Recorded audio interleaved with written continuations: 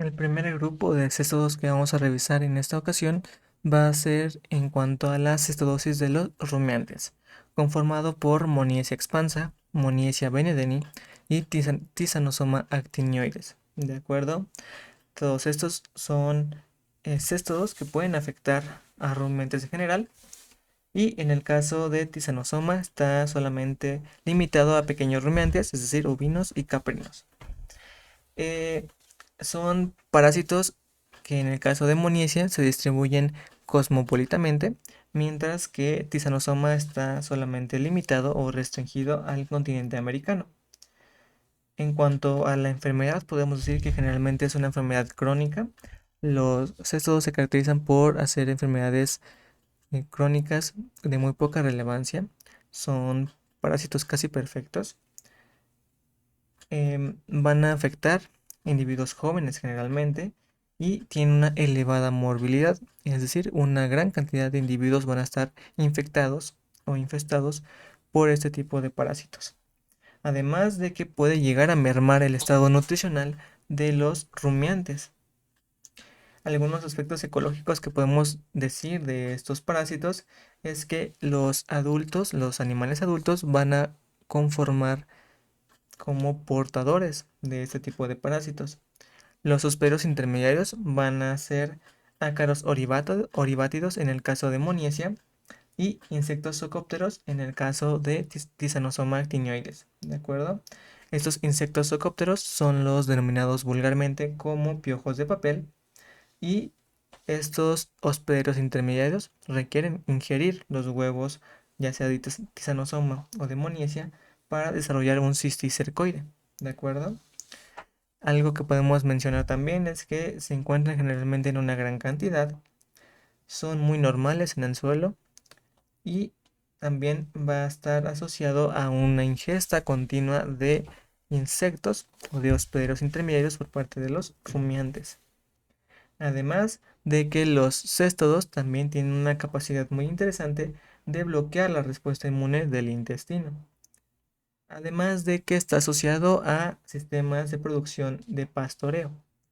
Algo que podemos mencionar también aquí para complementar esta parte de aspectos ecológicos es que en el caso de Moniesia, este puede llegar a modificar el microbioma intestinal de los diferentes animales con el fin de que una bacteria gram negativa, que es Clostridium perfringens, prolifere, y esto puede llegar a ocasionar una enterotoxemia que se puede llegar a presentar como una muerte súbita de los animales, cosa que es muy interesante y que tenemos que tomar muy en cuenta cuando nos enfrentemos a este parásito. En cuanto a los aspectos ecológicos o epidemiología del hospedero intermediario, tenemos que decir que estos son hospederos invertebrados que van a formar parte del ecosistema, son muy numerosos, son muy frecuentes en el suelo, además de que son degradadores de materia orgánica y en su interior se desarrolla el cisticercoide. Además de que se requiere la ingestión de este tipo de hospederos para que el ciclo se pueda llevar a cabo. Por otro lado, tenemos que hacer énfasis en cómo el clima tiene influencia sobre este tipo de parásitos, y es que está asociado a una humedad elevada, asociado a temperaturas cálidas o templadas, también a fluctuaciones que van a originar una estacionalidad, donde se van a presentar en mayor cantidad estos parásitos, además de que el piso pues también tiene que ver debido al desarrollo de los hospederos intermediarios. La morfología de este tipo de parásitos, en el caso de Moniesia, son proglótidos que son más anchos que largos y, como dijimos, se puede llegar a asociar a Moniesia con una enterotoxemia.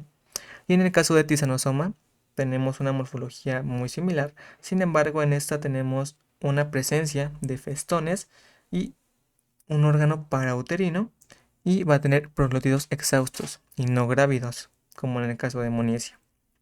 El ciclo biológico es un ciclo biológico de tipo indirecto, donde el rumiante va a alojar una fase adulta en intestino delgado, en el caso de Moniesia, o conductos biliares, o conducto colédoco, por ejemplo, en el caso de Tisanosoma actinoides. Estos van a expulsar proglótidos grávidos o huevos, en el caso de Tisanosoma. Se van a liberar esos huevos al medio ambiente, Los huevos tienen que ser consumidos por hospederos intermediarios, ya sea ácaros o insectos. Se va a liberar aquí el embrión hexacanto, se convierte en una oncosfera. La oncosfera tiene que migrar hacia el intestino del insecto y se va a formar mediante una vesiculación hidrópica en un cisticercoide. Posteriormente, el rumiante tiene que consumir el insecto con la fase infectante, que es el cisticercoide. Y dentro del rumiante, el cisticercoide se vagina. Posteriormente se adhiere a la pared intestinal o a alguna otra eh, localización anatómica. Y posteriormente a su adición tiene que estrobilarse. Y posteriormente va a dar lugar a una fase adulta. Aquí tenemos que hacer énfasis en que la cantidad de parásitos va a ser inversamente proporcional al tamaño de los mismos.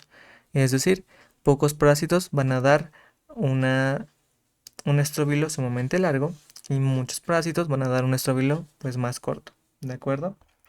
Además de que también se ha encontrado que Moniacia puede llegar a provocar deficiencias a nivel de la producción de albúmina, lo que genera ascitis en el animal.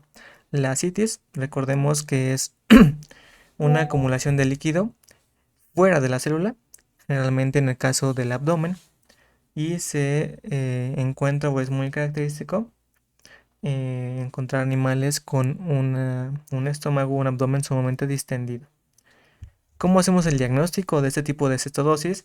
Puede ser mediante el hallazgo de prorótidos grávidos en heces, mediante técnicas coproparasitoscópicas de flotación, además de que también se puede llegar a hacer el diagnóstico mediante inspección sanitaria o necropsia. ¿Cómo podemos hacer la profilaxis o la prevención de este tipo de parásitos? Pues necesitamos tener un manejo integral, un manejo en el pastoreo, evitar el control más bien de los hospederos intermediarios, cosa que es algo complicado debido a que son parte del ecosistema. Y podemos llegar a hacer un control de los rumiantes al manejar de una mejor forma las heces. El tratamiento va a ser mediante albendazol, mediante praziquantel o mediante sulfato de cobre. Esto va a depender y no solamente eh, tenemos que hacer énfasis en solamente un parásito, sino que muchas veces puede llegar a asociarse a un complejo parasitario, lo que tenemos que tomar en cuenta antes de administrar un tratamiento.